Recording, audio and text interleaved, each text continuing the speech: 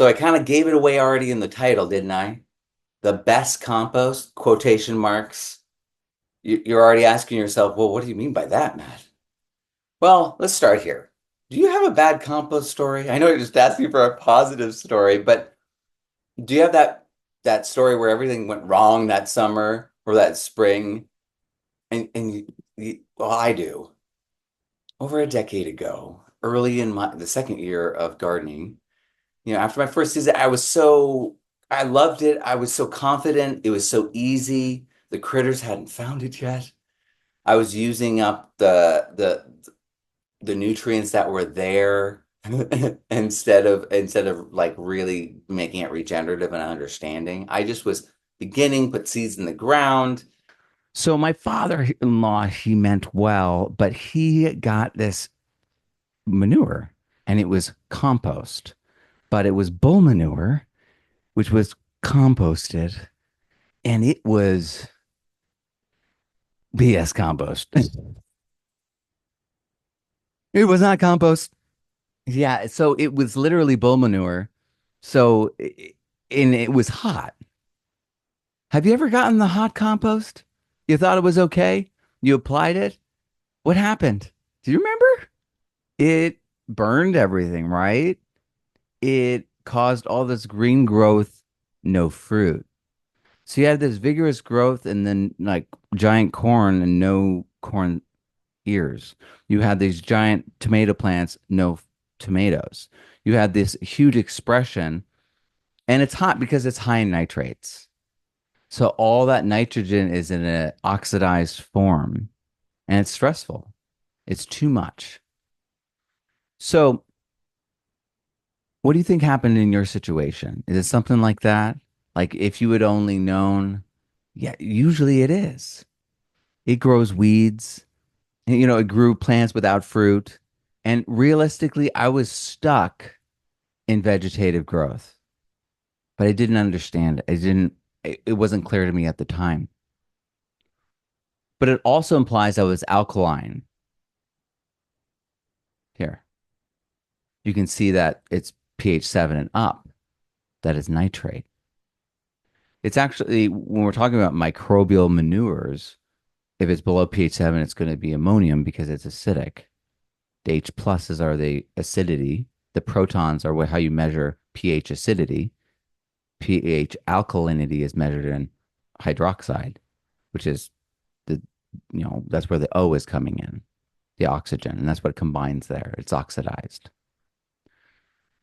So it's obviously not the best, right? But I want to start there so that we understand how it's contextual, right? Because not all composts are finished. A lot of people have tried compost and be really discouraged. Your compost wasn't done. But there's even more to it. Hot compost is always going to be alkaline and oxidized. You can get it down to like more neutral, but that implies that you started with something even more acidic. And so it is the process of the heat is oxidizing. We talk about how, a flame is oxidation. We talk about inflammation in the body is oxidative stress. Oxygen is the liberation of energy. And so that's where that heat comes from, but is also the liberation of the energy that your soil needs. So we got to keep all this in mind. Not all composts fit your context. And that's okay. But wait, before I get any further, who am I? I'm Matt Powers. I was a ski racer growing up. I loved racing. I loved the mountains. This is why when I got into permaculture, all those topographic maps made so much sense to me because that's all I looked at growing up. But then I became a musician after knee surgery, after failing to make it to Junior Olympics. It was like, anyway, it was a total career switch when I was 15. I was a very serious racer, full time, going away to school for it. And then after knee surgery, I became a full time musician. And this was my world. It's all I did. I was a touring musician. I got to play with some incredible people. And in the process of that life, I got to meet my wife. And when we got married, and within a year of us being 2 years. Within 2 years, no, it was 2.5. 2.5 years of being married, she got diagnosed with cancer. And she had her thyroid removed, and then she had the radiation, which caused more cancer. And this was super hard to deal with because we had a baby. Our son was just about one, and she had to be away from him. I think it was 2 months. It was such a stressful time period, but it was about 2 months that my son had to be with his aunt and couldn't be physically around his mom. And if you know what that's like, sorry, I just heard some. Let me just mute everyone. Sorry, I don't want to get feedback on the sound. Thanks. All right. And so what happened was in the process of her recovering, she wanted to recover with her mom. She prayed about it and said, I think is what we're meant to do. And you know, those times when you pray about something and you get the answer you don't want. Yeah, I didn't want to leave that job. It was easy and it was fun. I was just a bass player. I got to just kind of do whatever, you know? And I just played four strings. It was a simple life. And so but I got the answer that I had to leave. And so we left, but it was all meant to be because this was the process of me becoming a teacher. I became a substitute.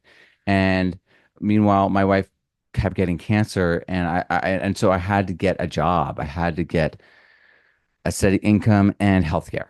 And so I became Mr. Powers, and we had our other child, started mixing food and heirloom seeds and gardening and with English. And the school totally fostered this. They totally allowed this. They gave me a garden. They totally let me go crazy. This little guy started coming to school with me, and I mean, we homeschooled, and so he would come to school with me a lot. And if you look in the back, you'll see the little toesies of my younger son. These are young men now. They are big. But once upon a time, they were little, and we just grew up. They grew up, you know, in the soil, working the land, me teaching them. Man, it's wild. This was such a sweet time period to be able to raise my kids doing all this. And I fell in love with the soil. I fell in love with seeds. I fell in love with permaculture and I started a curriculum. Yes, this is a caricature of me from one of my books, but this is like kind of what it's based off of. You know, I did sow seeds on soil that I had transformed, and this is the growth.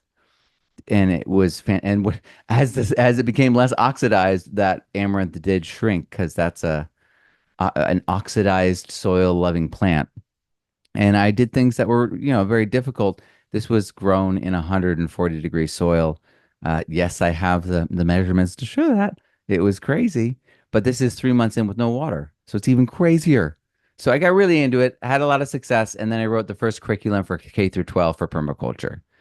And and it went viral. It went all over the world, got translated, worked with all sorts of people, became a speaker, started helping different organizations, and in the process became a citizen scientist. My kids, this is them little still.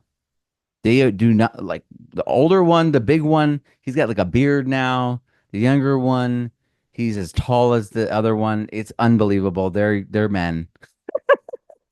They're young men. And so I just always put that up there because folks think I have babies still, and I don't. They're men, they're young men, and I'm so proud of them. And in the process of raising my kids, teaching and serving the community, I've been able to craft over 24 different publications on permaculture, soil, microscopy, enthusiasm, regeneration, regenerative careers, and children's stories like the magic beans and the forgotten food forest.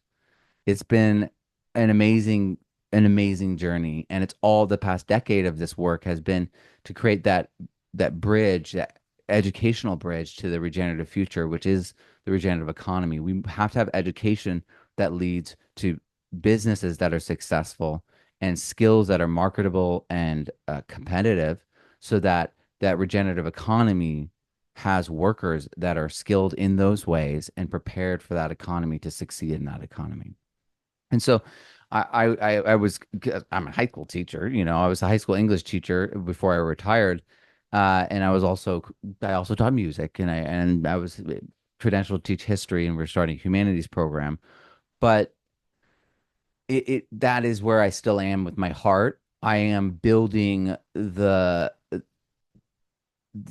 I'm creating the bridge for those kids and now adults with families to, and also adults like all of us too. But it was really about those kids that I was serving in that community where it all began for me.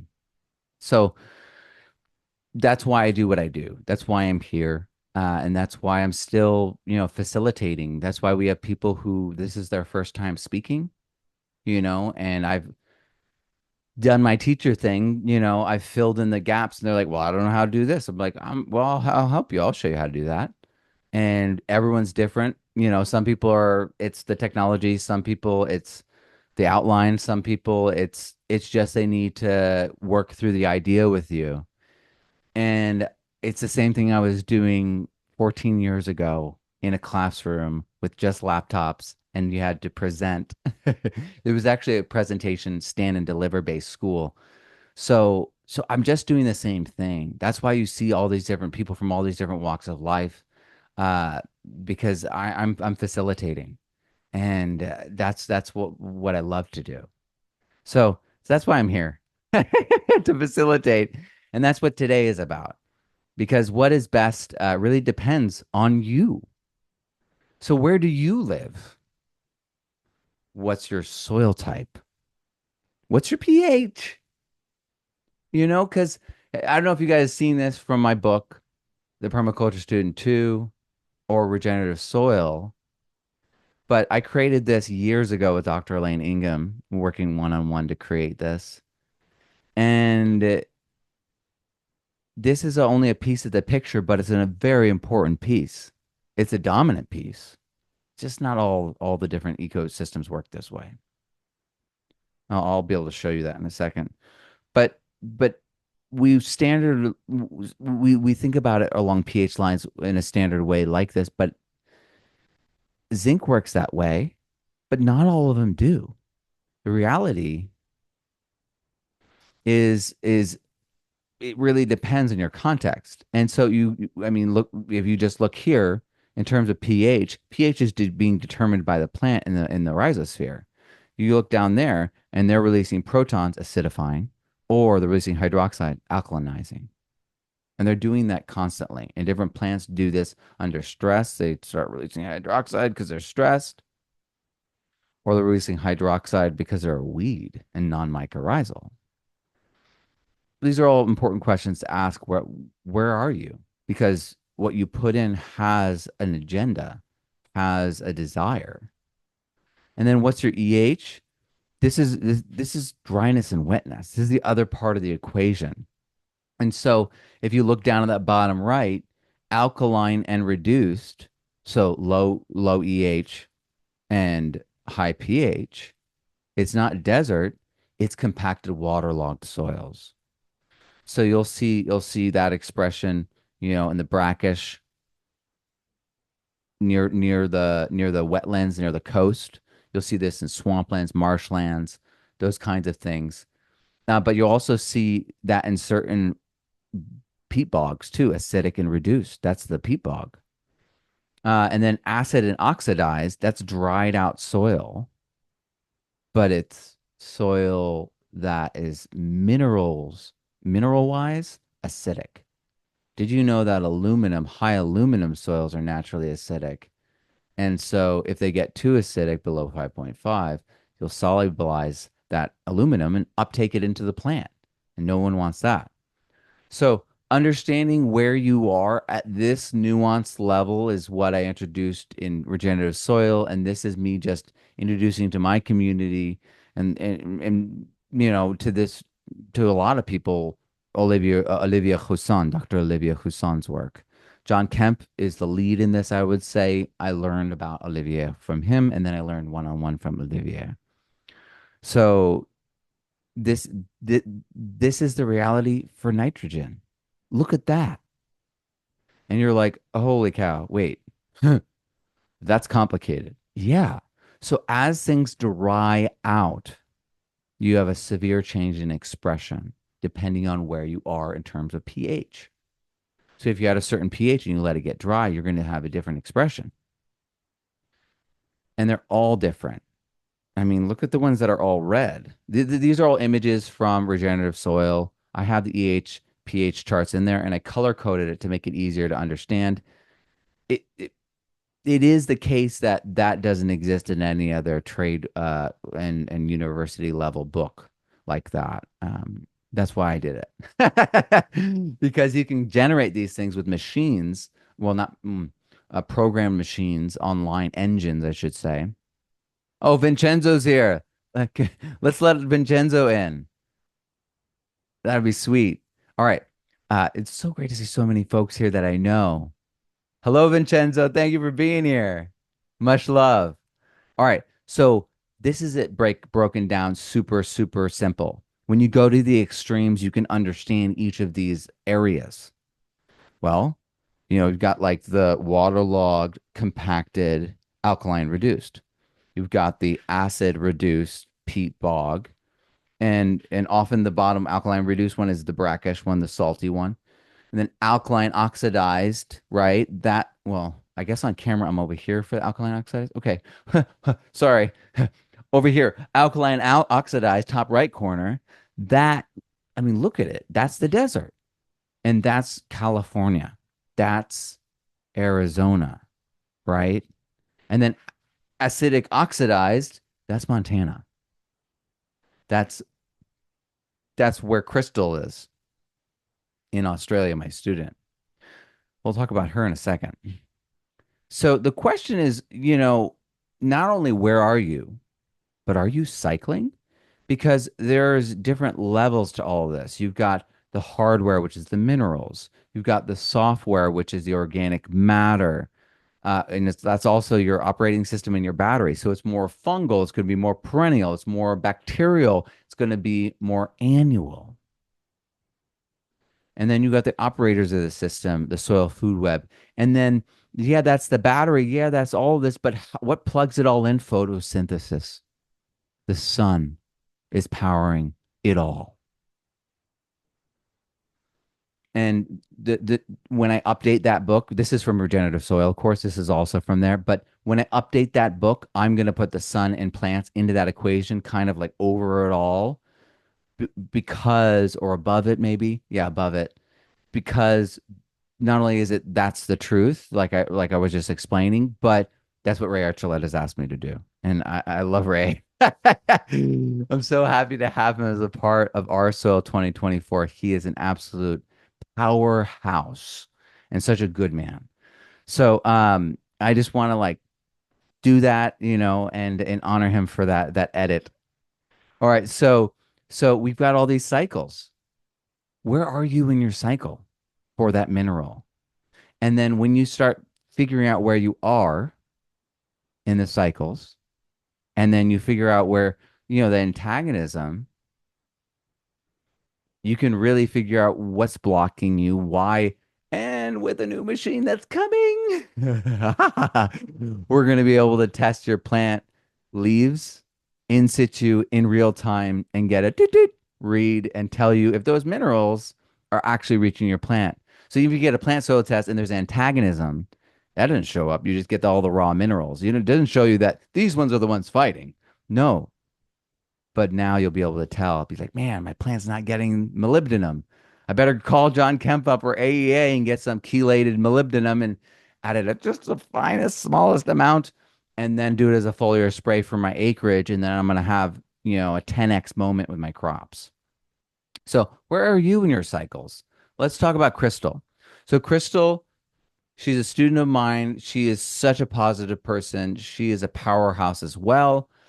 She is an avid learner. She's one of those people who, as a teacher, you just really appreciate because she watches the courses and goes through them all meticulously 2 to 3 times and then embodies things and understands things at such a depth that she has the fluency.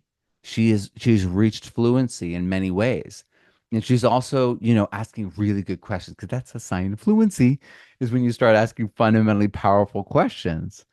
And so in the she's such a great example. Let's talk about her soil because it's Australian soil. You guys know Australia didn't get those ice ages, so it didn't have the tillage of glaciation, and obviously it got an ice age where it dried it out. But I'm talking about glaciation ice age. They didn't get that, so their soils are ancient and really weathered and degraded. They're acidic and oxidized in her part of Australia. Obviously, it's a giant place and there is variation of things, but in her area, it's acidic and oxidized. And the acidity is aluminum in many ways. And so there's aluminum that is potentially being released because she's at 5.3 at times. And remember, when reduction is linked to moisture and not just your minerals, the moisture levels can push you more acidic and cause a situation where you're releasing that aluminum and right, you get me. She did too. She understood, and that's why she's doing well. We'll talk about it in a second. So there's aluminum uptake, and she's doing hot compost because it's alkaline and oxidized. So that's going to pull it out of of that acidic zone, but she's going to keep adding that organic matter. And yes, I know it's oxidized, but it has the effect when it's combined with all that acidity of going back towards all organic matter does this naturally. It's a buffer. It all leads you over time back to pH 7 because it's a buffer. So the more organic matter, the more buffering you have. So fermentation is reductive. And so you you want to do the hot compost because it's going to keep it alkaline because it's all oxidized, right? That's where the heat's coming from. So I wouldn't recommend doing EM at first. You know what I mean? I don't want to draw it down further acidic. That's 3.5 pH. We don't want to necessarily be doing that. Maybe we do that and then we do a hot compost tea afterwards and bring things back up. You know what I mean? We got to be strategic. So, water also reduces. So we want to think about that. You want to recognize that it's different in different places. And so Central Valley, California soil, this is where I started out. You can see the bark beetle damage here, the reddish. You can also see where it's burned and the trees are dead. It's denuding. It is dying. It's decomposed granite. It looks like sand. See, I told you it was 140 degrees. It's hot. This is what happens when soil just sits in the sun, though. The ambient temp may be 112, but when it sits in the sun all day, that the temperature continues to compound. And we all know this, right? So it's optimal. This is optimal temperature for composting, right? So it's sterilizing the soil just by being itself at this point. And you can see that watered but bare is not much better.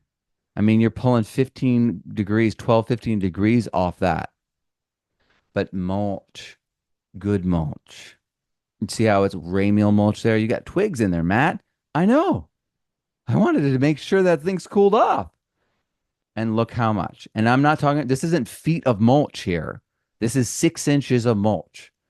I went and picked this up and shoveled it off someone else's property myself. There was a limited amount I could do with my back, but just that 6 inches. Look at that. Yeah. Protect your soil. Keep it covered. It was alkaline and oxidized. It was high pH. And I mean, look at it. You can tell it's oxidized. It's basically so oxidized and alkaline that it's turning whitish, right? Still growing though. But that means it's locked out nutrients. Alkaline oxidized. If we go back to that chart that's in Regenerative Soil, the book that I just gave out, that literally is lockout central. When it's really acidic, that's where you get toxicity quite easily because heavy metals are being released. And no, no, no, no. So this is lockout. That's allowing the bad things in. It's different. But you guys know this. You've struggled. If you're in California, you know the struggle. You're like, man, I'm fighting the hydrophobia. It's hydrophobic soil. I'm fighting the The weeds are so strong. Yeah, because it's their environment that they thrive in. They love the alkaline, oxidized, and they're non-mycorrhizal. But we can fight back. I used a lot of compost tea. Well, I'll get into that. I love cowpeas. I think they're a secret weapon for many of us in the hot climate. I used cowpeas on this. I created swales. See the mini swale in the swale, and I covered it. And it did grow really well. It was a complete success. This is Central Valley, California, right above Fresno. We did it all as a family. It was a precious sweet time. I was so grateful to have had this way of raising my children. And they grew up with, aunts and uncles, like multiple aunts, multiple uncles, all within 15 minutes. So it just was a special time. And they learned all these skills just by being there, doing it with me. So my kids, it's funny. We'll be out to dinner sometimes and someone will say something and they'll be like interrupt them and be like, listen, no, no, no, no, no. Don't do any of that. What you need to do is you need to find where the key line is. You need to rehydrate the landscape. And I'm like, and he's like, you need to create access. I'm like, Darren Doherty, thank you. Yeah. Yeah, and so my kids have grown up with this. And this is, the compost that we were created with this manure.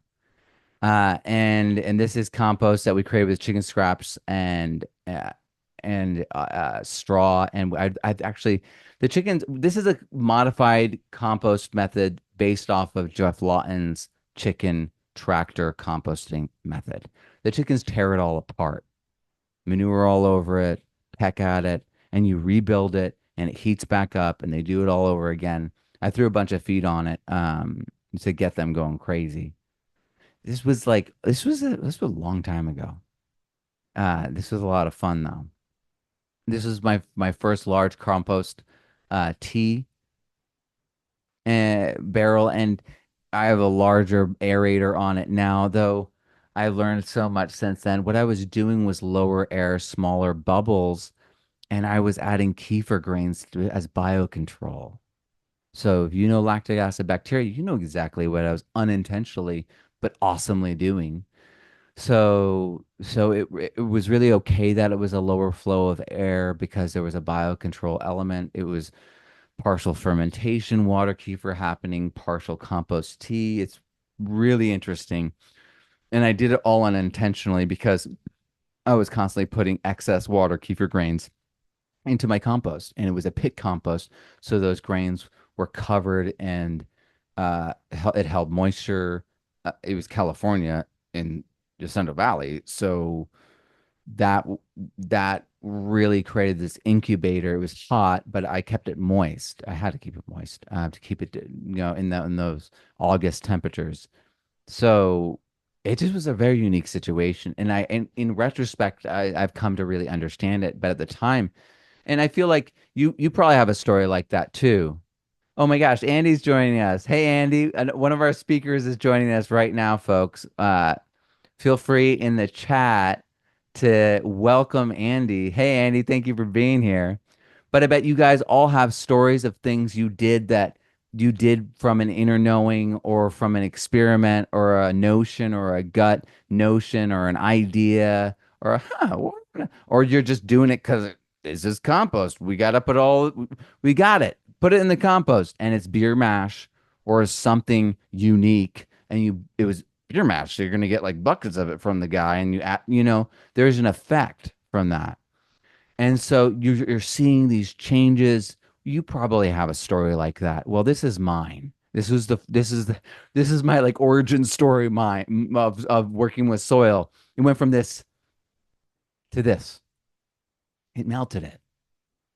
And decomposed granite does this, but it's because it was so reduced, because it was so much more acidic.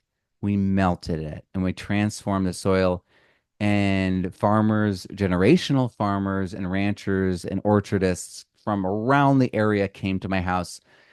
And on film, at one point, I dug down to my shoulder and it was all like this.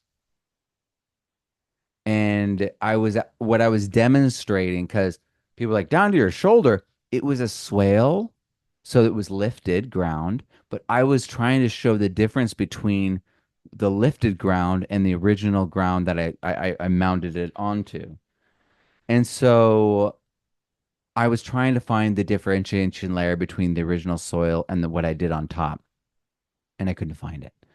And I was looking for the color differentiation, looking for a change, and it was all the same. And this is what it is to broad fork and to amend properly, and then to regularly be adding compost teas that you don't dilute. Because my thinking early on was, well, you just add compost, you say that's good, but then you water down the compost in the compost barrel.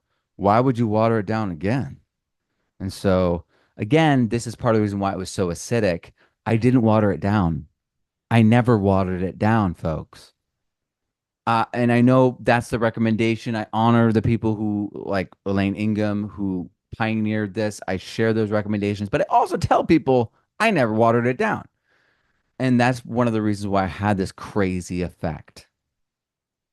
So I did pit composting. I'm building a new pit compost right now. I have a Johnson Sioux. Feel like the pit compost is just going to be this. I mean, if you think about indigenous microorganisms, the pit compost is surrounded by them, right? And in a high water table like I'm in, it also is an inoculating experience. So I'm doing that again. And it's because of those results. I am now in Central Texas, and the soil down here, let's see if this will play. Oh, no, no, no. Come on. Let me see if I can get this to play.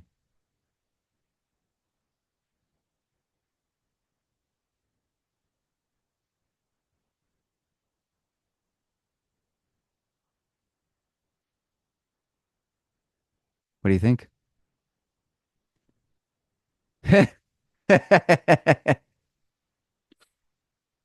So it's good for pond making, but it's also sand. So we have these two extremes. We've got serious clay, calicky clay, and then we've got in areas layers of alum, and then we have, because it's Alum Creek that runs through here, and then we have uh sand, and it's sand like the beach. Do you guys see the flow of water? Yeah. When we have high water tables, and then it flows like the shore. And so we have water moving over the land. And do you guys just see, look, do you see the pathway of water? How it swirled through here? And I had planted in rows the other direction, perpendicular to the flow of water, perpendicular to down, right? The slope. This is all permaculture stuff. You know it. But you guys can see it is just sand. And you also can see my biochar, right? My biochar is there. My chunky DIY at home biochar. But you can also see an artichoke plant there, bean, and yeah. And so this was right when I was planting at the beginning. But it's alkaline and oxidized, but it's very different from decomposed granite. It's fine sand. It's not chunky like that. And it's lots of locked out nutrients. It's high pH and high pH water. The whole water table here is on top of limestone. So we're talking about seriously pH 8 to 9. And then it's also high salinity on top of it. It's salty. This whole area used to be under the Gulf. It used to be an ocean. And that's why people find fossils from the ocean, but the ocean millions of years ago. And there's also high winds. So I have things that are like sadly kind of knocked to the ground, but they're figs. So they'll resprout. And this time they'll be like, well, I'm going to be stuck here. So it's okay. But it's high winds and it's high water table. Like I mentioned before, it's more difficult than California because the greater extremes. Here, the winter is so extreme that it killed generational oak trees. Trees that were 50 years old or older exploded and broke and died during how cold it got. So it got so cold here, it was like the 150-year cycle cold. So it gets that cold here in Texas. different from California. And so I had all these California trees that we had planted. They died. And so you really have to have Texas hardy trees because their extremes are so huge. So it gets so hot, it also gets so cold. So what am I doing? Well, I'm building up the soil organic matter. I'm keeping it covered, growing cowpeas like crazy, growing long beans, growing all sorts of beans. I'm doing ramial wood chips. You can see all those leaves in there. I'm doing rock dust covered biochar. We're doing EM. I love EM. And this is a 55-gallon barrel of EM. Yes, I let off the tension. It's okay. It stretches. It's fine. It's really not a big deal. But you need it actually to pull up to create some pressure because EM, when you shift from eating all the sugars and all you have left is CO2, and you have that pressure, meaning there's a lot of it, you use that CO2. So those microbes, there's actually a secondary feeding cycle that happens as it basically is secession. The microbe has its own secession. So purple and silver bacteria in later secession starts eating CO2, and then they start releasing a whole nother wave of protons. The first wave where they're eating the sugar releases protons, and then anyway, yeast and does the same thing. So so they're all working together doing this. And I'm soaking my seeds in these biofertilizers. I'm adding kelp. I added kelp meal into the field when I planted it. I also make brews that I am pumping out into the site and applying as foliar sprays. You can see here that the 55-gallon barrel, and I can kind of put whatever I want in there. And then there's my aeration, but that's also my delivery pump below there. So I can switch to that, and I can deliver it anywhere. And it delivers at pressure. So I can put my thumb on the end and then make it a spray that goes 50 feet. So it's a useful thing to have, the ability to pump water from anywhere, at force without like the need. And if you have got low flow for your water, this is a way that you can increase the flow so that if you want to do drip irrigation, but you don't have the pressure, that's how you do that. And then I was inoculating everything as I put it in with just like this. Look, we're just walking the walk and talking the talk here, folks. Yeah, I'm giving you what I know and love. I finally was able to reach these folks, Extreme Gardening, and explain to them who I was, how I've literally been writing books with their things in it, as you know, showcasing their mycological product. And so their mycorrhizal fungi is the best that I've found. I love it, and that's what I use. This is the area. It's really lanes. I was doing lanes of perennials, lanes of annuals. So it's an agroforestry system. I have a lane of composting. Uh, I mow essentially and then put it here. And this steamy picture is the sand. It is literally sandbox sand. I don't know how to explain it any other way. It is wild. But as we get increase organic matter, you can see moving left to right how there's more structure, how there's just it's chunkier. There's more, obviously more organic matter in it, and it's also darker. And this is the progression. And you can also, if I dig down deep enough past over all that new organic matter I've been able to acquire or accumulate, is you see the sand again, except it's darker because the smaller carbon and humic compounds are leaching downward. And you can really see it right here. This is the topsoil.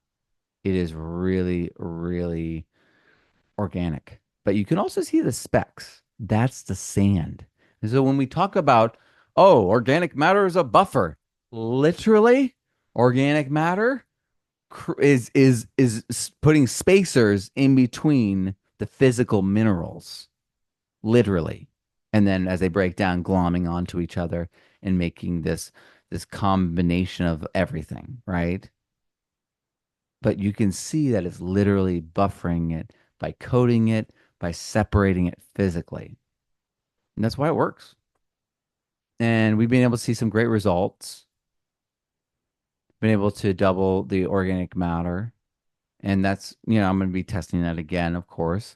And the melons this year were wild. Squash were great. Melons were just wild. Squash they were wild. I had a lot of fun. So the next level, well, my goals, right? For Texas, at a large scale, it's 2 to 3% organic matter is like Goldilocks. You can go a little bit higher, especially if you're gardening, especially if you're doing market gardening and really adding to it in a dedicated way every season.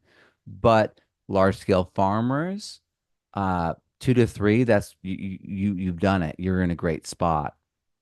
And we want to lower the pH closer to 7 with the understanding that even if it's above 7, that the rhizosphere acidifies. So, well, we'll get into that. So, better structure and aggregation, more fungi, more testate amoeba, and more nematodes specifically. And all tests are averages. We just got to remember that. So, most roots acidify the soil when the mycorrhizal ones do. And thus the average will read more alkaline than the rhizosphere always. So it's always going to read more alkaline. So if you're like 7.5, your plants are going to be able to if you, especially if you're feeding them the right things and you're supporting them and you inoculate those roots with the right fungi, it's going to be able to compensate for that and hit the Goldilocks because of those averages. So what more can I do? Well, I'm going to be crimping the cover crops instead of flail mowing and mulching in place finally, because that releases too much of the nitrogen too fast, causes a shock and changes the biology or the hierarchy and ratios of the biology for a short period of time and then senesces. So it's not a stability move. It's not a successional move. And it's extreme. And we've all been guilty of it. I mean, I have for years been flail mowing, mulching in place, and I need to start crimping.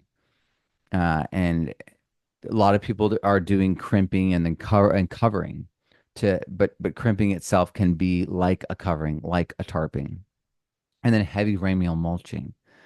So covering things with a lot of coverage, 6 inches of ramial mulch would be incredible. In some situations, what is best will change over time as well as you reach Goldilocks. So, with our area though, with alkaline water and alkaline bedrock, there's always going to be this rub that we have to work against. So the question is, which compost is best for your system, though? I wanted to show you that as the case study, so that you would understand and see how it applies to me and is different from where I was, different from Crystal, different from you. But let's start digging into actual solutions and different ways to approach this, so that you guys can walk away with something actionable. We want to maintain good soils, but we also want to transform unproductive soils. So maintaining versus transforming is quite often a question that doesn't get asked. It's always we're always headed somewhere. What happens when we arrive? So if your soil is too acidic, you might want your compost to be alkaline. If your soil is too alkaline, you might want your compost to be acidic or at least neutral. Are you transforming your soil, or are you maintaining it? What does your soil need? What do your plants need? All right, let's talk about the types of compost, and we'll touch upon a bunch here, but I'm going to touch upon the principles and the ideas behind the methods, because that'll ground us in a way that'll give us fluency to be able to understand these things, regardless of the names people use, regardless of the method of the day. Oxidative versus fermentation.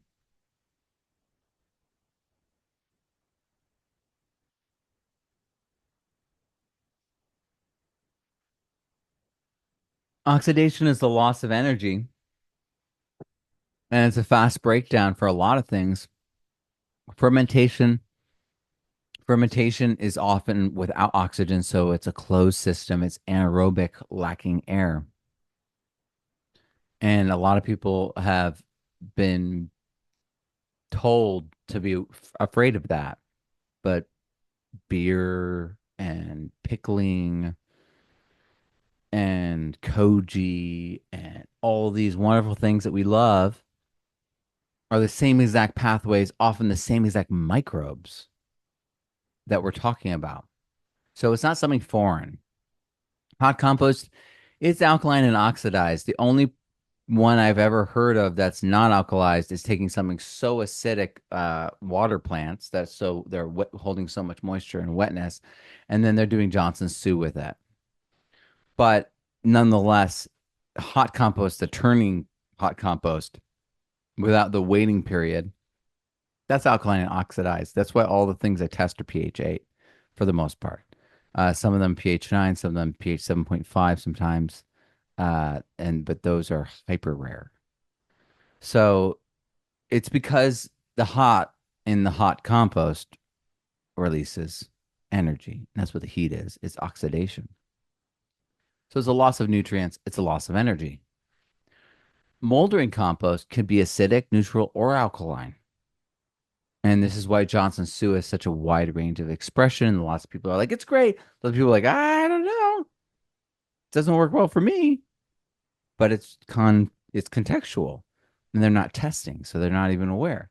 I remember, and Andy will remember this, I believe. Angel will, if she's here. I was doing an event for Angel at the Austin Public Library, and I said, how many people are pH testing their compost?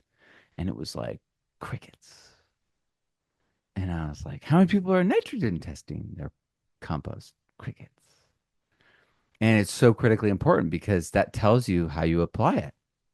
I mean, from today, you've already learned that your context dictates what moves you make, what actions you take. The ingredients, the methods, and did you test it? So all these things matter. What did you compost? What method did you use? But it comes down to did you test it? Because there is still variation in the Johnson Su. I told you it was wild. There still is variation in the hot compost. Some of those ingredients are so acidic it draws it down. So all those things are factors on the whole, but you must test it to know. And I've seen a wide range of expression, and it comes down to this: if we don't look, we don't see. Got to look both ways on the road. We're going to get sideswiped, you know? And so, is it oxidation or is it fermentation? Is it fungal or is it bacterial? Is it alkaline or is it acidic? Is it high in nitrates or is it low in nitrates? Is it high in phosphorus and thus would inhibit mycorrhizal fungi? All the soils that are been fed phosphate fertilizer that are high in phosphorus, they're inhibiting the mycorrhizal fungi and have pushed it out years ago. That's why bringing back the fungi is so such a big benefit and so possible for so many people because that phosphorus addition, well, it needs to be stopped. You need to like sop up the excess phosphorus. You can do that with EM, but once that's taken care of, it's so powerful. They can get a 30 to 40, up to 30, 40% yield increase per acre by just adding the fungi back. Okay, can you not do that? um, Here, let me fix that.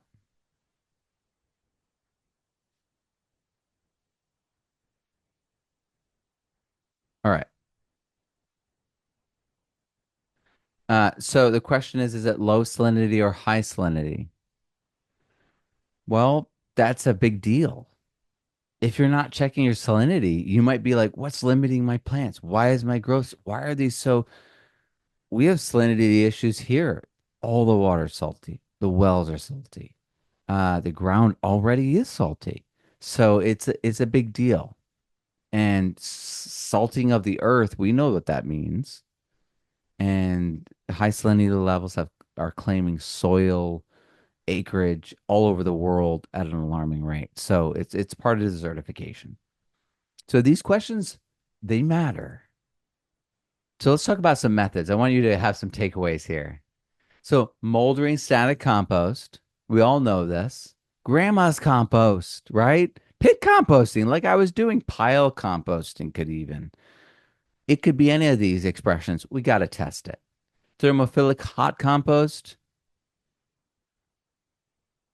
The Berkeley hot compost method is what most people learned with. This is okay, but it's sometimes works well, sometimes does not. It's better to modify it. This is me making those layers happen. Some eggshells in there.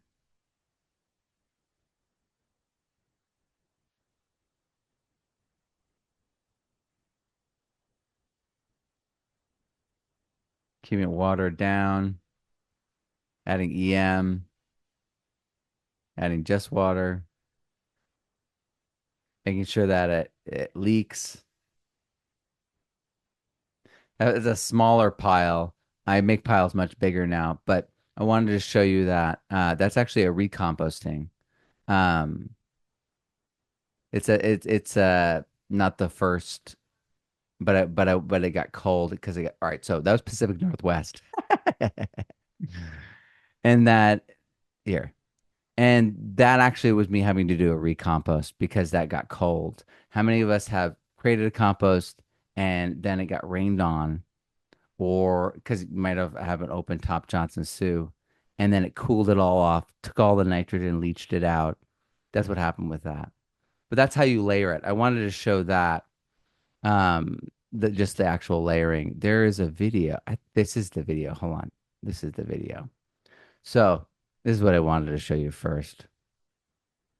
So hot compost is a combination of browns, greens, and manure.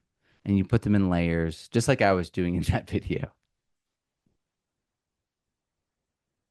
And you can do it in a little pile or as long as you have enough nitrogen to get the heat, as long as there's enough ambient heat. Um, I was doing mine against a wall. So what happened was the water came down the hill and was watering it and flooding it from the bottom. So I was shifting it. But you gotta also measure it. You have to let it heat up, but you have to keep track of it because if it goes below temperature, you want it to stay hot. And so when I first learned the Berkeley method, I had successes here and there, but it was when I learned from Elaine Ingham that you need to be way looser and focus on your temperatures, focus on moisture. And so 15 to 20 days, 131 to 140, turning 5 times minimum. And it kills weed seeds, pathogens, parasites, and parasite eggs. I tend to do things differently now because of the benefits of Johnson Sioux. I like the static compost that I originally did, the pit composting. Johnson Sioux is the closest thing to it. And I'm also starting to do pit composting again here. We just when I did the ponds, I put in a pit. So hot compost is alkaline and oxidized, and it also can be tricky if you're like me, where, the pile, you know, did okay, but you wanted to recompost it, it got wet and it leached out the nitrogen, you might recompost it. Or you might have too much nitrogen, you might have a giant wood pile, and then you have a fire start because anaerobes can make alcohols, and you have these giant compost piles that light on fire. So it's a harder thing to hit right, and that's why I really like using hot compost from folks like Catalyst Bioamendments, sponsors for this event and good friends, and folks I feature in my course Regenerative Soil, and also feature their compost and regenerative soil microscopy book and course. And they have exemplary compost. Looking at their stuff under the microscope is a great guide, and their system's amazing. And if you want to start a compost company that's windrow based, they're going to start training. They do train people, and they're going to start doing an online course that is for commercial composting because they've been compost consultants to huge composting operations like LA, Los Angeles. So they're just doing amazing stuff, but it is an art. And it really depends on your ingredients. They have such discretion on the ingredients they accept. And so it's super tailored so they can get a tailored result. Many of us, we are doing composting with what we have, the scraps, the kitchen stuff, and it's hard to hit that the same way every time. That's why vermicompost is so powerful. It's static.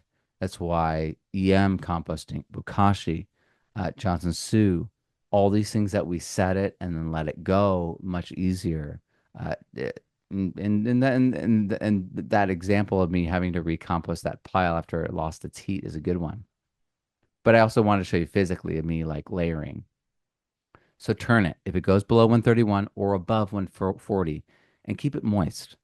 So if it's not 65 to 70 moisture, like you can squeeze it and get some drops out, keep it won't facilitate the movement of the microbes. The moisture is the flux for the energetic exchange, is another way to put it. But you don't have to do all that work. You don't have to do all that turning. The Johnson Su composting has been proven to be way more fungal, way more acidic, though it can be alkaline, just as alkaline too. So it's hot compost combined with moldering. It starts off hot and it's both oxidative and it's fermentative. It's both. So this is from regenerative soil. It has these pipes that have holes in it that are in it that allow airflow, and it looks like this. You know, it's a tall column, and this is a mini one. The ones that New Mexico inventor Dr. David Johnson, New Mexico University inventor, they're much bigger. They're huge, but the best ones I've discovered are the ones that are basically pure leaves. And this one has a lot of wood in it. This is Jack Spirkos. He gets really fungal, he combines wood chips with pond plants and like aquatic plants. It's wild. And it can be really tall, it can be squat, it can be really wide. These are Michael Stengel's Johnson Su bioreactors. If you saw his talk earlier, you got to hear from someone who has a lot of experience in this. They have done the reps, and he does recomposting. And so back in the day when I did that, that compost again, I lost the heat. I felt like I had failed, but recomposting is how nature does it, isn't it? It's not like, oh, it broke down this season, we're done. No, Johnson Su, Dr. David Johnson applied it, and then it had benefit from one application for up to 7 years. Yes. So this is the power of the slower decomposition. This is the power of the more fungal, the longer lasting organic matter. So he has done the work. I mean, look at how nice that is. And it's semi-aerated static compost. That's what it is. I mean, look at that. Gorgeous, incredible, pure organic matter soil. Incredible. And then this is Mike Michel Bisson, his Johnson Su large scale composting, and this is in Canada, and this is currently happening right now. And so they're stacked on top of each other. This is it's really wild. This is a large scale, giant composting operation. And this is going to help a lot of people. And then there's EM composting. It controls the heat. It doesn't allow for that nitrogen to be gassed off, that carbon to be gassed off. It's a governor on that heat. It's EM. This is what I do. Okay. So I like static compost. I don't like turning. So I use EM. And I do biocontrol. So IMO preps is another way. It's more intensive for sure. But IMOs, they're endophytes and saprophytes. They're that bandwidth. So IMO, indigenous microorganisms, you've got this whole thing where people are taking semi-cooked rice. It's not fully cooked rice, and they're doing 60%, 75%, depends on which documentation and that you're going off of. But they're putting uncooked rice in there, and then it is staying out there until there's white fluffy mold, zygomycota, likely mucor. This is rice and bread mold essentially, but it's doing this in situ. It's calibrating. The soil is there. This is an IMO collection, beautiful collection. This is featured in my book, Regenerative Soil Microscopy and course. And this is some of my work here. Yeah. And so these are endophytic IMO. Uh, you can put this on plants and you have their plant sap inoculate it directly. And then you take that rice and you combine it with the sugar. And that is, again, a selection process, right? We've isolated, selected for, fed, and isolated.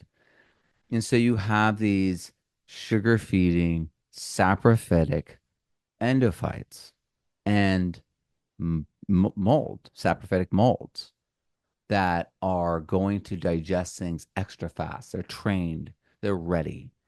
And it's an essential inoculant for natural farmers. So it's selected fermentation based accelerated compost microbes. And so they make different forms of compost with IMO. And that's essentially what it is. It's a selected accelerant that's microbial. And so they're endophytes and saprophytes. And then hugelkultur. I love hugelkultures. I love how natural this idea is. You've got natural deadfall, woodfall in the forest, gets covered by soil and time, becomes this huge fungal event underground, soil building. It's moldering in a woody windrow. So woody compost, that's fungal food. Green fresh compost, that's bacterial food. So your vermicompost with your kitchen scraps, that's bacterial. Your orchard, your orchard ramial wood chips in compost in a compost pile, that's going to be fungal. So vermicompost, this is Eric Olson. It's moldering plus worms. So it's static composting plus worms. And this is a classic worm tub bin, and it's bacterial. And you could move it more fungal by feeding them things that are fungal, but it's still going to be heading towards that other direction. So you can give it those ingredients, but it's still heading that direction. And so kitchen waste, it's low in lignin, high in sugar, and good in moisture. That's the things that they thrive on. But you can feed them actual mushroom blocks, and they will feed up on that as well. And so there's too many kinds of compost to go through the Jean Pan, woody compost, and all that. That's in my books. But they all have strengths and they all have weaknesses. But once you understand the oxidative fermentation, bacterial, fungal, and then being like, well, what does that mean in relation to where I am? What are my needs? What's the gaps? What am I reinforcing? What am I maintaining? What am I transforming? What am I reinforcing? And what am I introducing? So, what if it's all bacterial, Matt? I've got the bacterial, Matt. What do I do? Well, fungal to bacterial ingredients, we need to just remember that. Maybe you're going to bring in some biochar, hold more water. And fungi loves biochar, loves it. And then maybe you're going to do, ramial wood chip compost that you're dressing everything with. Be lovely. All right. So what if it's alkaline? Well, add something acidic and reduced, like just like EM, like bum ba bum bum bum. But I'm not gonna keep singing the A-Team song, but like EM1, they are literally selected endophytes that complete photosynthesis. That's what the yeasts do. Complete nitrogen synthesis, lactic acid bacteria, internal nitrogen fixation. All endophytes do that, and immunological trigger. All the microbes that go through rhizophagy cause that. So we are stepping into a known for the plant. The plant's like, oh, my gut biome feels so good because that's what these endophytes are. They're the gut biome of the plant. And that's why they complete photosynthesis because they are essential to the plant. They evolved together. And yes, I did just say that Saccharomyces cerevisiae, the beer yeast, the bread yeast, is in most plants, if not like literally almost all plants. and it's hard to prove, right? That's why we say it non-definitively like that. But it's always been in the grapes. It's always been on the grapes. It's always been in our annuals. It's always been there. And that's why alcohol was just going to happen. Just saying. Effective microbes, EM. This is it's a trademark name and product, but the microbes are not trademarked, so we can talk about them. You could be brewing with them and it's okay. But they are the best. They are incredible. So EM Row, this is an incredible product. There's new owners of Terraganics. That's who's joining us. Tajasa and Matt. That's who's joining us tomorrow. They are the new owners of Terraganics, and they're introducing so many new things. They're doing such a great job. And this is such an important thing. They're the ambassadors for EM Row in America. And so if you know about EM Row, you know that's where Dr. Higa that's his group and organization, and it's how he has spread EM all over the world. If you know Hyperdrive from Blue Sky Biochar, Michael Whitman, you know that Richard Kamalvathan, the inventor of this, was one of the farmers that worked directly for Dr. Higa and helped create Bokashi and EM, I think EM4 or EM5. It's in my interview with him on my podcast. But these are incredible people. Hey, Simeon's coming in. Hey. Oh my word. It's so nice to see so many people. So these are incredible products. This is an incredible thing. It is in the goodie bag, folks. So Terraganics, check them out. They're awesome. I like the Pro EM. It's incredible. See, it's lactic acid bacteria, it's lactobacillus, it's Saccharomyces cerevisiae, and Rhodosodomonas palustris, which is the mysterious purple non-sulfur bacteria that people have been talking about, right? That's what it is. And it looks like this. So what if it's acidic? Well, add something alkaline and oxidized. Hey, Simeon, thank you for being here. Folks, feel free to say hello to Simeon. He represents Hawasi Products, a sponsor, and the reason that we're getting 10% off to everyone, and then folks that sign up for the raffle, and the extra book and everything, they get 20% off. And so the H pack, just such great work. Thank you so much, Simeon. Please feel free to thank Simeon and say hello to Simeon in the chat. Hawasi Products is an amazing sponsor of this event. So add something alkaline and oxidized if you're acidic. And that's just the hot compost. Easy peasy. This isn't hard. And if you're like, Matt, I did the hot compost, but I'm all alkaline, pour EM over your finished compost. Let's go. It's 3.5 pH. Let's just transform the thing that you already put the good work in. It's good. It's good. It's just pH 8. It's good. It's got and this is what you'll find. You'll find the best compost has everything in it. It's still pH 8. And you don't want to do that to your soil if you're like at pH 7.5 and you're trying to head more to the Goldilocks region. You're not going to do that. No, you're going to add EM to it and you're going to acidify it there and then. And that's okay. It's okay. That's the thing is that I think that there were these camps that formed where it was like, oh, I'm not fermenting. I'm just all oxidative stress for my compost. And other people were like, I'm fermenting. I do not want the oxidative stress hot compost person. And the reality is the marriage of the two gets the best result. And also is just keeping your eyes open. You know what I mean? And doing what you is actually called for in the situation that you're in. So what if it's dry and oxidized? Well, add the organic matter.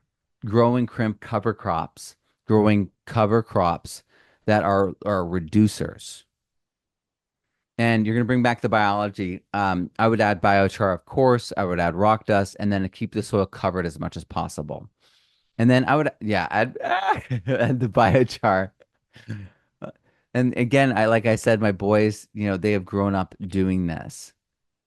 Biochar coated in rock dust. And this is one of my pictures. This is done with manual lighting. For some reason, people weren't using side lighting on compound microscopes. I I figured this out and I have talked to people since then, and other people have done this privately, but no one ever talked about it. No one ever recognized anyway. Well, I don't know. People have said that in retrospect after I came out with this, but the microscope companies themselves were so amazed by this side lighting, angled lighting on a compost microscope. Because I was like, why are we doing linear light? Why are we only doing silhouettes? Because that's how everything is. They're doing slices, fine slices of the root to see through it instead of just looking from above. It's so nutty. So, I mean, there's so many things in soil science that were just so bizarre that I had to focus on debunking. I mean, they're numbers. We'll talk about that later. But but yeah, so I actually have a prototype for oh, there we go. A prototype for a manual lighting system that I'm going to get the next prototype from LW Scientific soon, and we're going to start having the ability for everyone to do this more easily. So biochar holds 3 times its mass in water. It's the perfect inoculant and rock dust carrier in storage. It's perfect to holding all those microbes. And remember, it's an upgrade of your hardware. When few you're not going to change the clay, sand, and silt. You're not going to bring in clay enough for 50 acres to transform it. We can't do that. But biochar is light, and is so transformative that it is something we can do. Rock dust, and that's also so transformative that you don't need much. Basalt is best. 75% of all volcanic soils are basalt. So if you're like, I already am in a volcanic soil, Matt, probably have amazing soil. So, and they all have different things. So make sure to see what the tests, and this is averages. These are average what they have and not the amounts of what they have. So your basalt might be have some of these things. It might have all these things. I have more. And then it might have different ratios of these things. So you got to know where you're at. You got to look to see, right? You got to look to see. And so all these things, all these cycles, all these charts, all these ways of developing fluency and creating a holistic plan that gathers all this in and makes it really simple and easy is regenerative soil. So, what's the best compost for you is the real question here today. I hope that we've triggered some thinking, some reflection, and created an avalanche of action in our community. Because the reality is we have so much room for improvisation and artistry and exploration and experimentation and discovery right now. It's growth. We have an opportunity to grow in a way with soil and plants and in the science that we've never had before. So, what's your soil, your context, and your options? When you map those things out, you can see where the plan naturally falls. So, what can you expect when you figure all that out? Well, pest infection, virus, and disease immunity. The reality is the plants, the reason why, and many of us who've been gardening for a long time know, you have those situations where you're growing the same thing, and one plant's like getting destroyed, and the plant next to it's like the best plant there ever was. And no insect is touching it. I don't understand what's going on. Well, there is a difference between the photosynthesis, the minerals, the microbes, all those things are playing factors in it, and it could be dominant one of those things. But if one of those things is going right, it facilitates it for the others. So if you have the minerals there to do proper photosynthesis, then you actually have the health there that allows for those microbes to be selected for, fed for, bred at the right rate so that they can get the lipid synthesis and the plant secondary metabolites. So it is the case that if you get in this, it's very easy. When you get into the Goldilocks zone, suddenly things become easier. There's a reinforcement because they're all linked. It's like with mycorrhizal fungi with NAD production. Is NAD is part of the nitrogen cycle, nitrite to nitrate. And then it's all or actually reverse that nitrate to nitrite. And then it's also the cycle that is the first part of phosphate production. So they're all linked together. And the end result of all that's higher nutrient density because they all help each other. And so you're encoding everything at a higher rate. You're gathering more nutrients and putting them into their proper places because you can complete photosynthesis. You can complete nitrogen synthesis. And that faster maturation rate and higher yield is the result. So we've heard about these stories from John Kempf. We've heard about these stories from Albrecht. They're getting things that are happening faster, things that are higher yield, even though there's less time. I've experienced it. Once I transformed my soil, the next year I had my corn 30 days earlier. Yeah.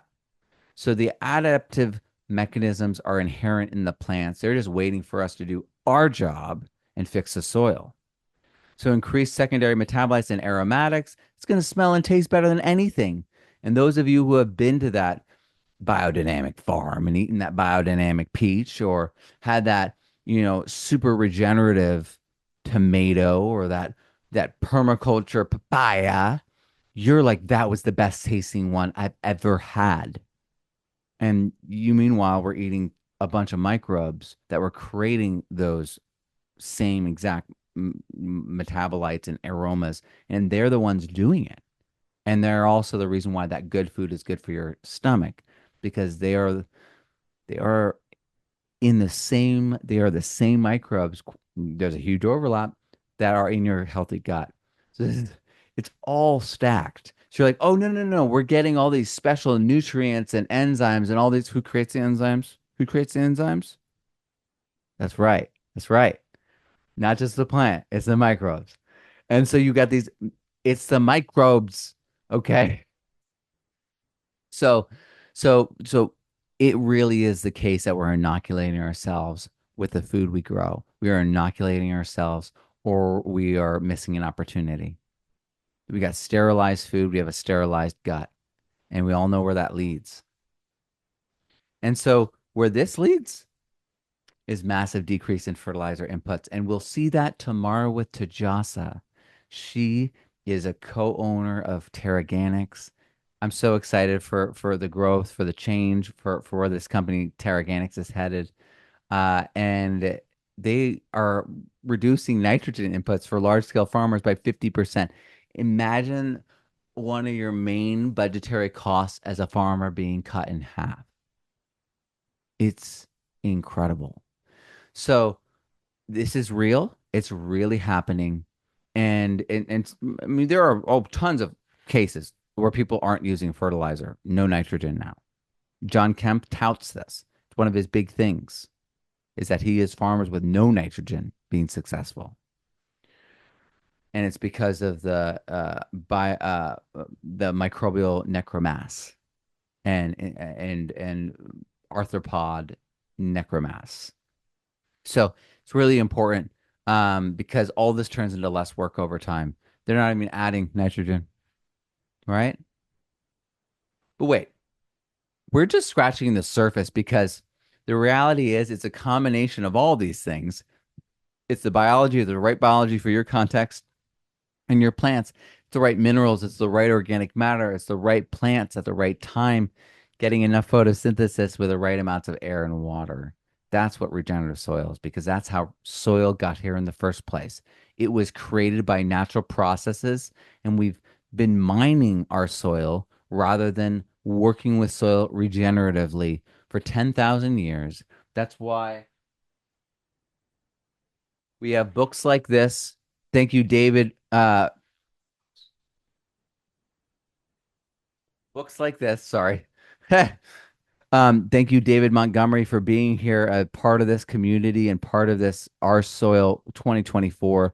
But this is 10,000 years of history that shows that during Roman times, during the Greeks, during early America, during everywhere all over the world, they were, except for like Peru, where they had like the planting stick and they were doing no-till parts of the Aboriginal culture, even though they were by hand digging up the yams, they did it regeneratively so that the soil continued building in Australia.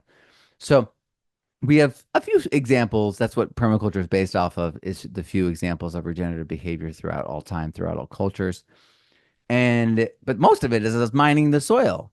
But soil got here for us to mine. How did it get here? Got here this way. And that's what my mission was. What's most natural? How did nature do it?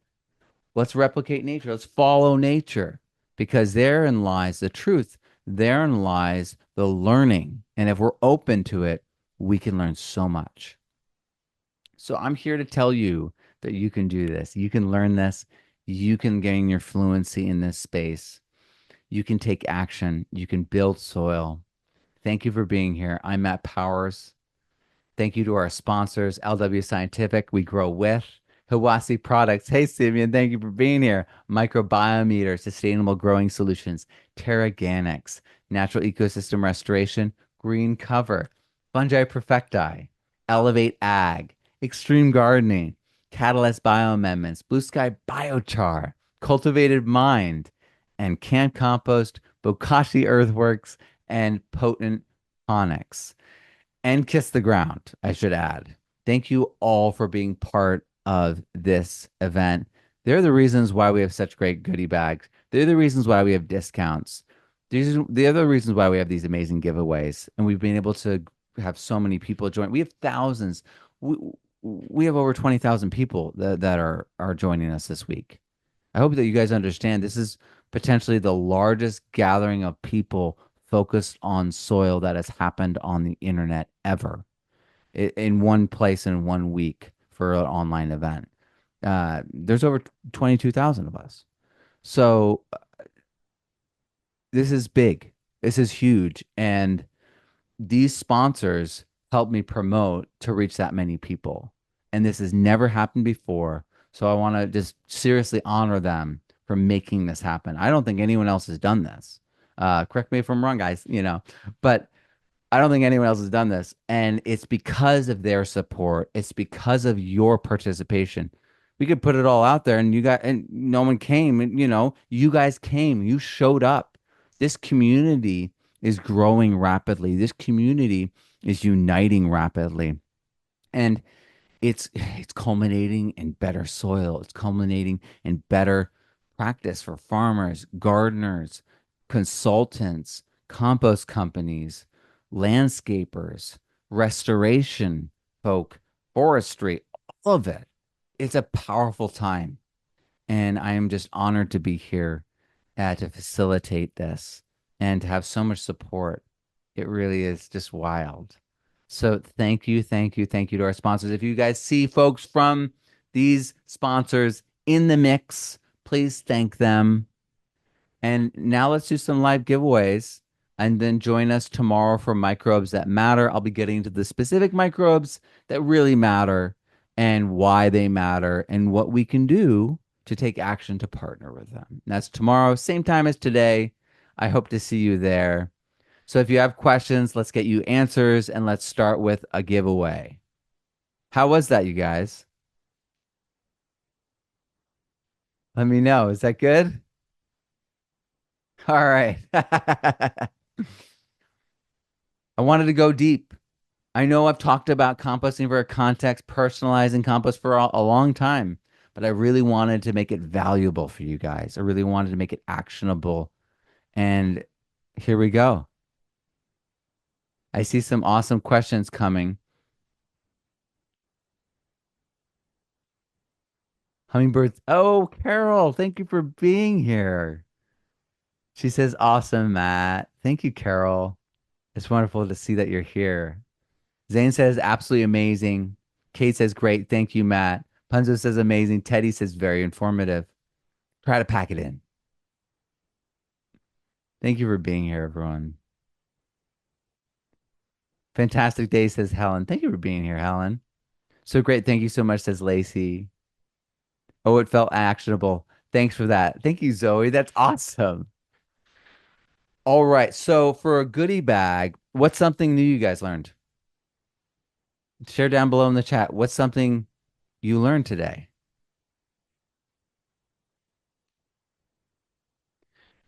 Tatiana says biochar. I need to step up. I need to step up my Johnson Soup bioreactor game, says Mary Ellen. I love it. Yes. Thank you for being here. I recognize so many of your names. You guys have been with us for so many years on so many of these lives. Artistry and compost capability. Yes. There's a reason why I always highlight Chris Trump as the natural farmer because he's like a chef. And there's a skill level, there's a touch, there's an artistry to it. He's been and he did I love the fact that he didn't make videos until he'd been doing it successfully on his family's commercial farm and gotten good at it. And he's like, when he's doing it, it's so good because he's been doing it and seeing the results. And there's a difference when you have that feedback loop within yourself. You do things with a different layer. Laura says context dictates what actions we take. Yes. Yes. Always. William Cott says combining different Johnson Sue blends. Ooh, yes. Kumar says, I also learned that there are woody things and foods to feed the fungal versus bacterial population. Excellent. Daisy said EH and varieties of truffles. Yes. Yes. All right, Daisy, I want to give you a goodie bag. Yes, I want to give you a goodie bag, Daisy. So email me at mattpowerssoil@gmail.com or matt at thepermaculturestudent.com. I would put it in the chat, but it'll just get like, boom. It's usually what happens. So email me and I will send you a goodie bag. All right. I have biochar for 3 years and didn't know what to do with it. Laugh out loud. Oh my gosh, now you know what to do. I love it. Yes. How not to make biochar and how to. Yes, that was Kelpie, right? Oxidized alkaline compost for oxidized al acidic soil. Yeah, with the knowledge that the more organic matter you're holding, that it will reduce it. And as that compost ages, it becomes more reduced, especially in the presence of our plant roots. That's why it's such an important part of the equation, because they're going to pump in the protons, which are acidifying. And if you inoculated the roots with fungi, fungi are acidifying. So, so yes, thank you for being here. All right. Johnson Sue, the EH has to do with wetness. I need to be testing my compost. Yes. Charlotte, Charlotte, I want to send you a goodie bag too. Okay. See, I'm getting crazy with the goodie bag. It's gonna be fun. We're gonna do this every day. We're gonna give away a ton of goodie bags. We do a ton of giveaways. All right. So Daisy Sandoval, email me at mattpowerssoil@gmail or matt at thepermaculturestudent.com. Congratulations. All right. All right. So next question. What's something that you've learned more about and now you want to study more about? What's something you want to now start studying more about? Something you want to dig in deeper with? I see these answers. These are good answers. Cindy says IMO. Yeah, I want to get into IMO to document it more, to document all the stages, to do DNA testing on it all.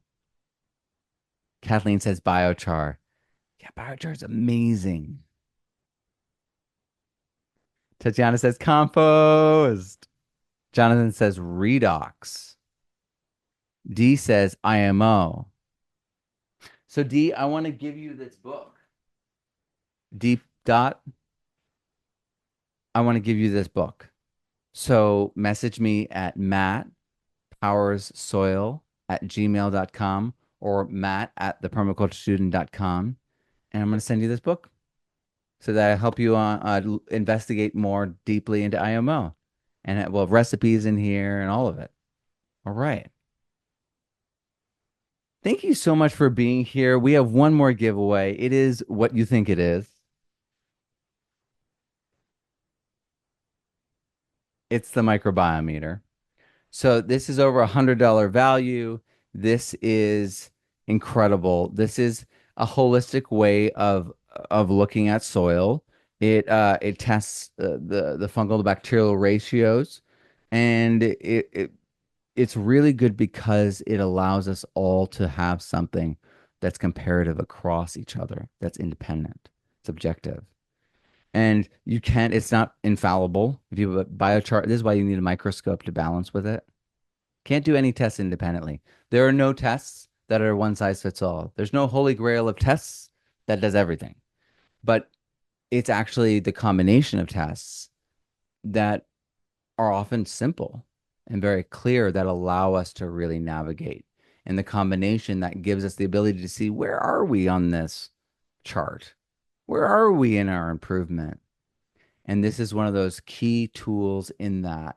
And like I said, you could add like biochar dust to things. You could have anaerobic soot, like bad bag compost, and those kind of things can trick it. But if you use a microscope in conjunction with this, you won't be tricked.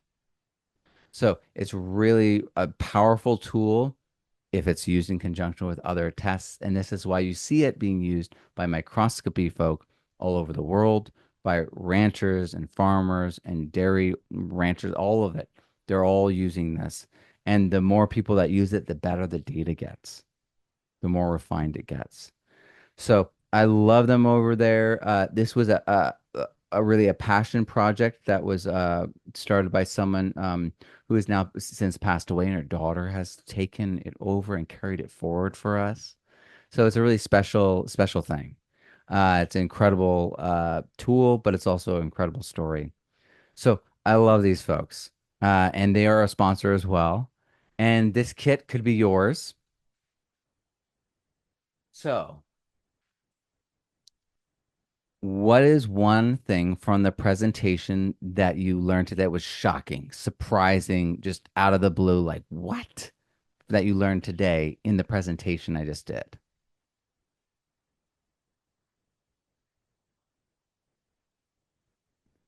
Zoe says, "Oh, Fab, I didn't know this is what I needed. I love it. Biochar and electricity in the soil.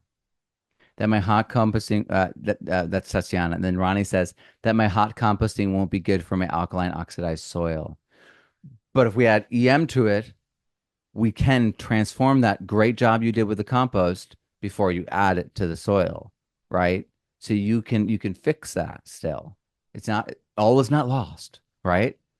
And you can even spike it with different things like biochar or EM or rock dust so that when you add it, it really is mineral rich and you know what I mean? All the things that it could be.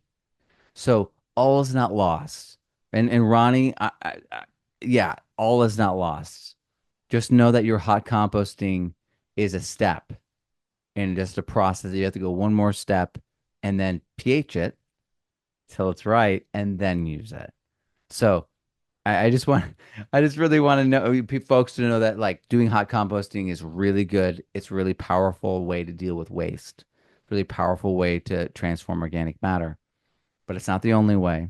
And I feel like we, depending on our context, we really have to take that next step. But it's so easy. You're pH testing it and going, oh, let's add something acidic. It's really easy. You got this. Medical grade compost. We'll be talking about that later this week. Thank you for being here, Illinois Home Gardening Alliance. What you moved to a harder site than that you moved to a harder site than the last one? Ha! Well, Texas is definitely harder. Hot compost alkalizes soil, says Dave. Health benefits of compost, says April. Crimping cover crop versus chop, says Gina. Composting isn't just compost, says PJ. I can put EM on my static pile, says Mary Ellen. Yes, yes. All right. The biochar can speed up the composting iPhone 3, keeping balance in fungal and bacterial, says Cindy. Well, Cindy, I want to help you in your effort to keep the balance between fungi and bacteria. And a key way to do that, Cindy, is with this. the microbiometer. So we're going to do that. We're going to ship this to you. Email me at mattpowersoil@gmail.com or matt@thepermaculturestudent.com, and I will send this to you. All right, we've done a lot of giveaways today. We've had incredible things arriving for us. We have just so many amazing things. If you guys, even if you guys don't win a goodie bag, remember that you can go back to r-soil.com and you can click on the other signups and you can sign up for a goodie bag. You can sign up to keep all these incredible videos. I know a lot of the comments today were, I've never heard anything like this biochar thing. Folks are really excited because they've never heard it taught the way Kelpie taught it. So I hope that you stick with us for the full 5 days. If you want to keep it, you absolutely can. If you want a goodie bag, you absolutely can. But remember, you could win it. I'm going to keep doing these. So join us. I'll see you tomorrow at 1 o'clock and 4 o'clock. And I'll just give it away now. I'm going to be showing, well, I'm going to be at 11 o'clock Central, 9 a.m. Pacific tomorrow. I'm going to be having Dr. James White on live. So we'll do it all with an audience. So we can have Q&A afterwards for a little bit, but it's a super special. It's going to be great. Actually, the reason why we're doing it live is because Dr. James White and I got on the phone the other day and put it on the screen, and then we ended up talking for an hour. Uh, and we just caught, and then I turned it into a podcast because it was just us having so much fun catching up and just talking about where we are and what our thinking is. And it just was so much fun. It was a great conversation, and I just wanted to share it with you all. But at the same time, he literally had a presentation he was supposed to do. And I totally was like, did I derail that by talking with you like that? Yeah. We just have fun, you know. I mean, like Ray Archuleta and I, like on Sundays, we like end up like he'll be like, are you in church right now? And I'll be like, no. He'll be like,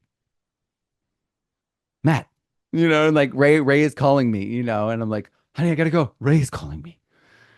And so it's just an incredible community. And I hope that you meet people here to build your community because all these folks that I've met at conferences and gatherings and events like this. I, Raleigh Latham, the guy who's facilitating that awesome compost retreat with Keisha and Casey Ernst down in Costa Rica right now, that a bunch of us, our friends and community is down there right now. Raleigh and I were in a mastermind with Neil Speckman, the guy that greened Saudi Arabia with just rainwater, and then greened the coastline of Africa where it's desert. That guy, we were all in a mastermind together right after Permaculture Voices in 2014, like right afterwards. And then it was also Hannah and Cassie, and they are the editors for Permaculture Magazine North America. So like I met all these people at these events. I These events are special. So take the time to share, check out the circle, introduce yourself, create a profile, share what you're doing, share your website, share what you're passionate about, share maybe a picture of your garden or your compost or an image from your microscope. But participate and reach out because these kinds of events are special. They're a time where we have a lot of fun. We gather and there's energy and enthusiasm, and you can meet someone that is a business partner, life partner, a friend, and someone who could be a teacher, someone who could help you to your next level of expression. I appreciate you all. I am so excited for this conference to continue. This has been an incredible day one. I am so honored to have so many people. I mean, it's exactly what I said. I could take like a screenshot and show you guys, but there is so many people involved in the speakers, but there's also so many people that you guys are bringing. You guys have shown up, and it's so wonderful to see how much community support there is for healthy food, healthy people, and healthy soils. So it is just an absolute honor to be here, and thank you. I'm Matt Powers. Grow abundantly, learn daily, and live regeneratively. And you all are unmuted. And I will see you guys tomorrow. Thanks, Matt. Thank you. Thanks, Matt. Thanks, Thank Matt. you. See everybody. Thank you, Matt. Here's Matt. Thanks, Matt. Hey, See you Matt. tomorrow. Appreciate Appreciate you. it, Matt. Appreciate it.